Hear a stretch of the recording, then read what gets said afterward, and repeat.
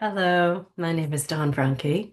I'm going to be reading chapter 17 from my book, Talks with Bob, a true story of love, death, and life in the afterlife. Um, this is a chapter about frames. And we've talked about frames before. There was a dream in the first book about a house that had all frames, window frames, and the gist of the conversation was that you can move between frames, and that's your experience of life or reality and yourself is dependent on the frame through which you view life or yourself or reality. So this is a little extra on that. All right, let's begin. Chapter 17, Embracing the Mystery. It's just after 5 a.m. and Deshka is snuggling close, pressed against my back and legs. When I reach over to pat her, it feels like Bob is present, inside of her, reaching out to me. Suddenly, she jumps from the bed and walks into the other room. Yes, I think with a sigh, that's what his death was like. He just got up and walked into the other room. I start thinking about frames, wondering if I might see his death and my loss through a larger frame. But how do I do that? Do I imagine what the frame will allow me to see? Or do I move around, testing out different frames? Deshka grumbles from the kitchen, but it's so comfy under the warm comforter. I drowse and she comes back, grumbling again until I reluctantly get up, let her out, and make my coffee. I'm still thinking about frames, I tell Bob in the living room. Yesterday, a friend asked, if you could do anything, what would I want to do? And my answer came so strong and clear. Exactly what I'm doing now. It's a surprising answer, but I see why. It's because this is my mystery right now. It's what I need to see, understand, and move through. It's the mystery I want to embrace with you and beyond you too, because this is about movement beyond, yes? You're using your clues well, he says. You're not trying to escape or divert, and I love you for that. You were always like that in life, and I didn't really see it. Just saying, I admire that in you. We're getting down to the nerves here, to the tender parts that feel deeply within us. I hardly sound like myself anymore. That's because I'm someone larger, more expansive. Still me, but bigger too. And that's what you're doing. You're digging in the cave of the subconscious and finding things, treasures, to bring out and clean and polish. And those parts of you are making you a different person. I never know what these talks are going to be about, I say. I'm always a bit amazed. It's a mystery we're circling, isn't it? Spiraling around a center that holds something we both want and need to discover. So, what does this have to do with frames? At first, I thought I'd just imagine the frame I want to see through. But now I think it's not like that at all. This is more an exploration. I have to keep looking through the frames to find the one. Which one, he asks. The one in which I'm in love with life, with what is, right here, right now. Even though I miss you so much, I don't really want to be anywhere else. I want to feel this. I want to look through this frame and know it fully. And that's the clue, isn't it? By feeling it fully, I see the next frame. I move on because the next one just appears. I see it through this one. Yeah, you got it, he says. That's what I'm learning too. Some beings, physical or spirit, don't have this idea of a house with frames, the notion that we have different windows through which to view ourselves and our life. But once they get that, or a similar metaphor, they begin to play, to test out different frames. They can be conscious of that in various ways and see different aspects of themselves and others. Then they progress to seeing frames within frames. Like you say, once you fully exhaust a frame, it shows you the next, a kind of progression. It's just a matter of how you focus your consciousness. To be in love with life is a good one, though it can be a hard one too. To love all aspects of life, anger, hate, cruelty, violence, war, death, to see that clearly is something. And I think it refines your appreciation of all the goodness too. the beauty and kindness, the generous, loving nature of so many beings. You get to bask in that fully and deeply, as if your whole spirit self is bathed in it. That's part of what this afterlife is about. Like me going into the cave of my subconscious, finding my held traumas, anger, sadness, and holding those with my younger selves.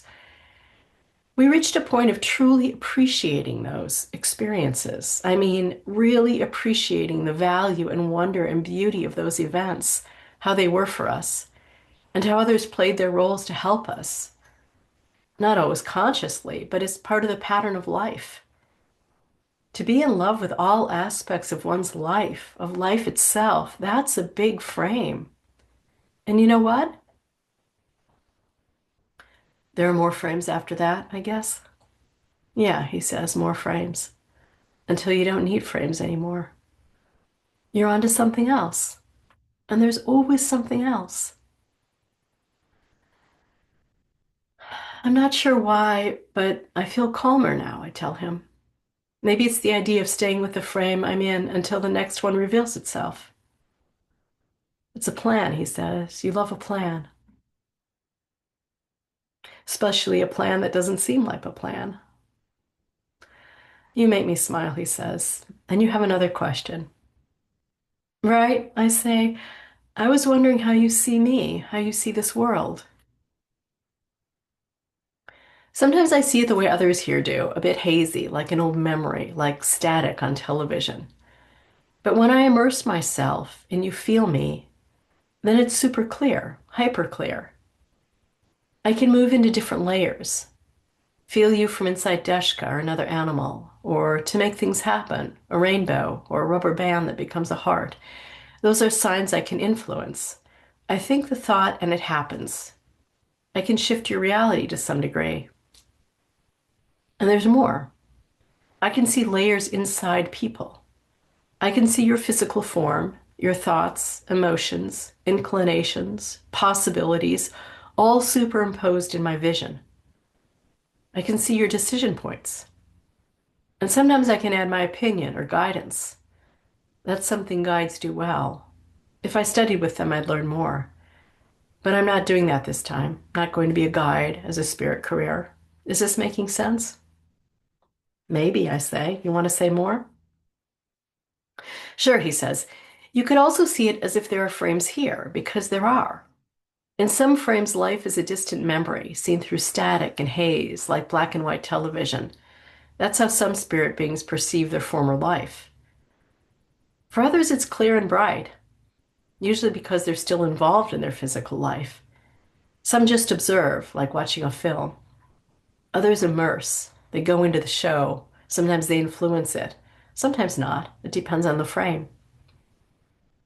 Our frame is the bridge. There's immersion both ways. You reaching to me, seeing overlays of the spirit world. Me reaching to you, seeing overlays of the physical. We're attuning to each other's perception, vibrating together in a way that helps us see more clearly and feel more deeply connected. Anyone can do this if they imagine it and open to feeling it. We're doing it consciously. Compare how you felt at first to how you feel now. You've stepped up that vibrational connection. You're not as tired, nor am I. Remember when I used to say I slept? I don't anymore. I'm no longer in that frame. So, what do you do all day? Are there even days and nights there? I ask. Not really, he says. That's a frame, a way to structure time. Some spirit people play with time, connecting with moon cycles, Earth time, other planets. Lots of them go back as astrophysicists or astrologers or astronauts. As for me, I'm not doing much as being. I'm not so much doing as being, shifting, flowing with what I need to know. Like your plan, to feel the frame you're in and let it take you where you need to go. All my structures have blown apart, I tell him. That made me nervous at first. Where is my foundation? But flowing really is the word for me now, to flow through experiences. It's disconcerting at times, not knowing what's next. But But I also feel guided internally and by others, by clues that present during the day. That's what I mean, he says. You're flowing. And the more open you are, the more those clues appear. Everything you need shows up effortlessly. I smile. As good old Lao Tzu put it, by letting it go, it all gets done. The world is won by those who let it go. But when you try and try, the world is beyond the winning. I read that when I was Bob, he says. You had that quote on your desk, and I can see it now. That's another thing. I can see the past and present and future layered together. When you said that quote, I could feel what that meant to you, how it was important enough for you to type and print and post, a clue for yourself. Also, a message from the past, from that old Chinese guy whose words weren't exactly that, but close enough. That's a truth in this frame we share. Let go of expectations of what you think should happen, and your path becomes clear.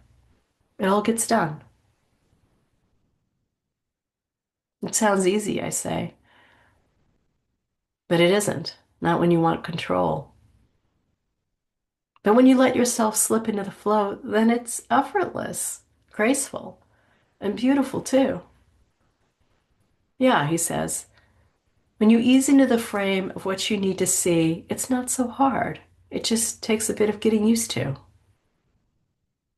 And that's where I am, I say, getting used to all this. But you're right, it's easier when I relax and let go. Do you notice that's how we are on the bridge? He asks. When we walk on the bridge, or when we're in a boat, on river or lake, or a cruise ship on the ocean, we're flowing. These imaged experiences mean we've let go. We've matched our energies so we can move together in the flow. I love that, I say. Me too, he says. Let's flow for a while, okay? Let's feel what that feels like, you and me, an early anniversary adventure. We're moving together. We're moving through a frame together, aren't we? I ask. And opening a frame for everyone to show that life and afterlife aren't as disconnected as we believe. That's a big part of it, he says. I'm in your heart. Feel that even deeper and you'll see me, smiling, holding a key. To my heart, I ask. Yeah, he says. That's us, smiling together in a heart, in the heart, holding a key to even more love. Okay, that's that chapter. It's very timely for me. I'm in a flow myself right now. And I recommend it. I recommend being in the flow, letting go of control, letting go of holding on so hard to what we think we need to hold on to. I'm not saying it's easy to let go into the flow, but once you do, there is a grace and beauty with it. Yeah, staying in the flow, that's another practice. Okay, thanks for listening. All the links are below in the description, the books, the website, the channel. All right. Hope this was helpful for you. More coming.